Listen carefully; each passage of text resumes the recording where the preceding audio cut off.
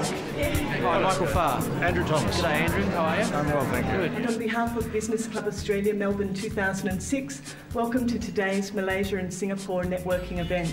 We haven't met Michael Farr, yeah? I'm from Traditional Foods. Surrounded by an array of potential export customers, Michael Farr is in networking heaven. So they are doing a lot of export also to America. Yeah.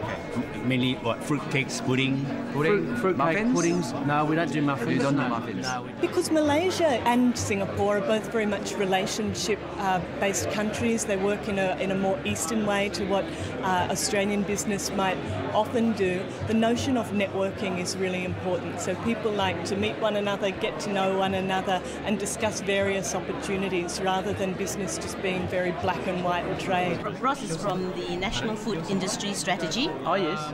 This club, we've got more than 6,500 member companies, and over 40% of those are international companies, the balance being Australian.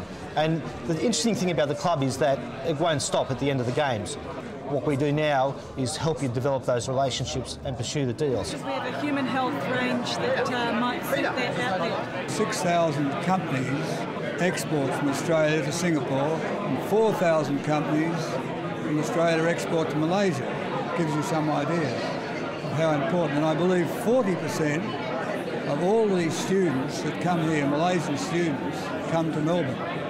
So it's not only important for Australia, the relation is very important for Melbourne. I was hoping to have a word with Mr. Tia. We do a lot of work in Malaysia. There's a lot of trade from Australia in the commodities area, particularly bringing up goods for the manufacturing sector. What's interesting is we're the second largest supplier of food to Malaysia.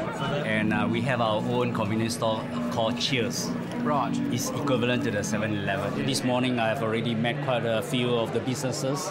I think they are very eager to come to Singapore, and we will try to facilitate them where we can cooperate. We will try, because it is always good to enlarge our business arena, and we would like to give our consumer a better choice of Australian products and services. So it's a great way for Malaysians and international visitors to feel comfortable in the Australian environment and, best of all, get to know business people here.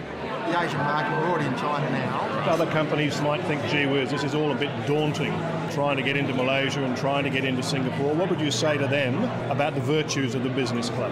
Well, I think it brings them together, and they can see what great opportunities there are, and that the people are very willing to talk, and the network that's going on behind me indicates that things are happening.